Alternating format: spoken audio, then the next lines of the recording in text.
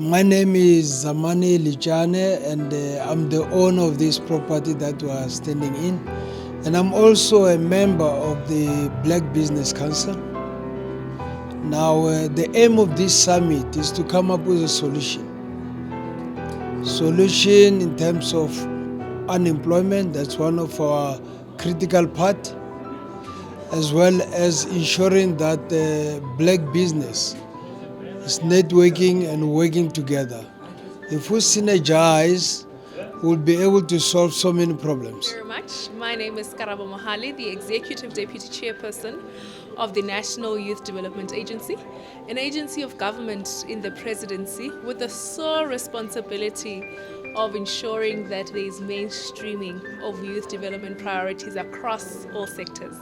That includes the private sector and the public sector, amongst other responsibilities that we have. We're here, of course, to ensure that we edge the participation of young people in these particular summits.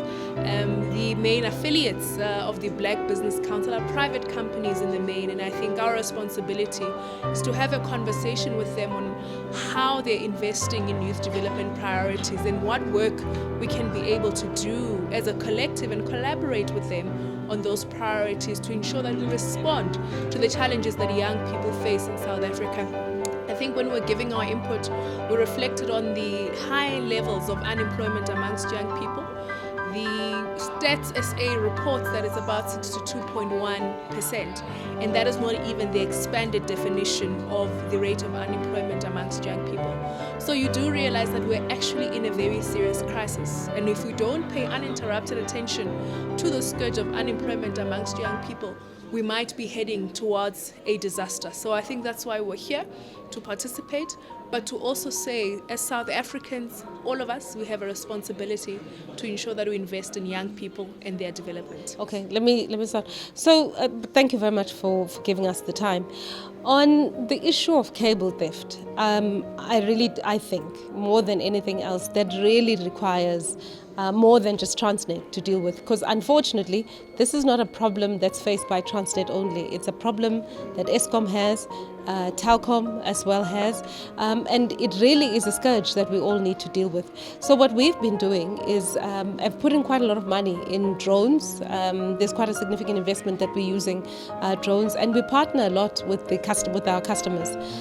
We've also, for the first time, we've started a new model, and we want to see how it rolls, how it works, where we've moved towards an outcomes-based security tender.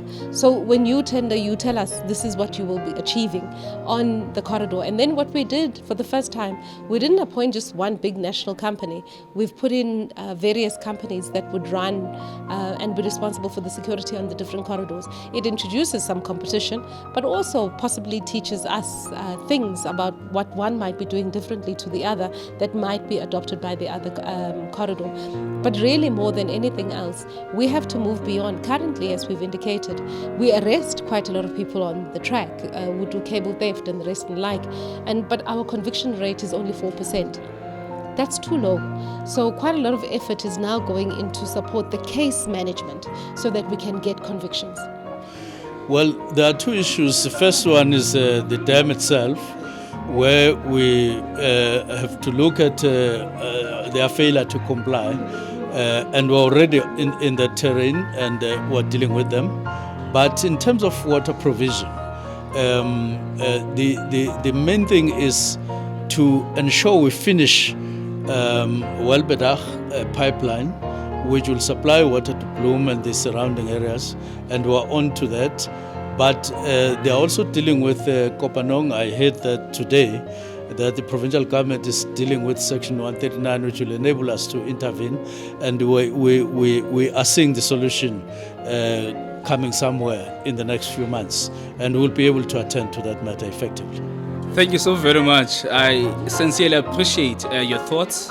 In fact, the question that speaks to what has happened since the last time the then minister, spoke about the work that we're doing. In fact, it's a confirmation, I suppose. Your question is actually a confirmation that we have not been going out to the public to advise the public as to what we're doing. I'm proud to say that since the time or the day when the president, during the SONA, announced that the Post Bank will and must become the state-owned bank, that immediately the Parliament of the Republic of South Africa took a decision to pass the legislation that talks to amending, the current or the existing legislation that governs the bank.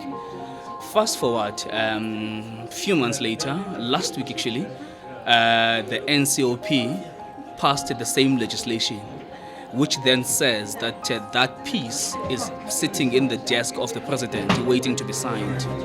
From our end as well, we've been capacitating the bank at the executive level. We are dealing, of course, with the IT infrastructure issues. We are capacitating the bank in terms of giving the bank the expertise, the IT expertise that it needs. We are moving swiftly in building a bank that we can all be proud of. Part of that work, of course, is to make it a point that we strengthen the entity in our quest to become a fully fledged licensed bank by the Reserve Bank. Well, crime and corruption you can't separate. Well, crime, especially we talk about it when it is violent. When it's corruption and there's a quiet storm, people they tend to forget it as if it's something that has not happened. Let me start with the violent crime. Violent crime, unfortunately, it happens when you go to Khayelitsha, when you go to Emlazi, Lamont, Stwetla, you go to Diepsloot and all that. So the question is it inherently black thing? No.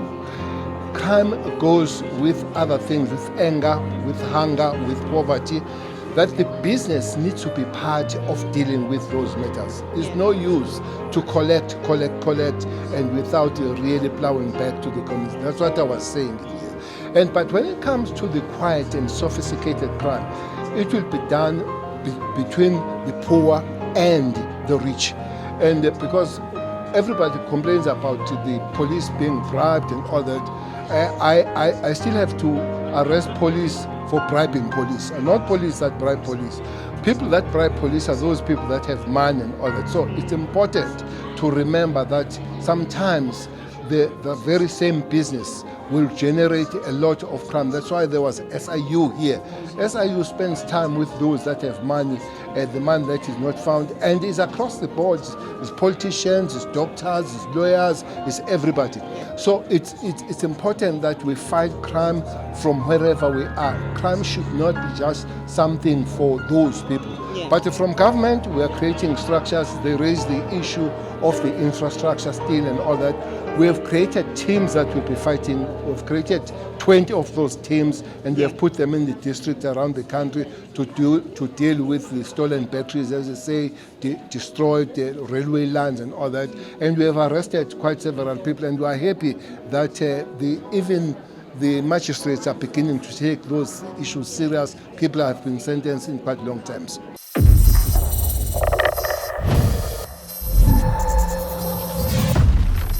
Central TV.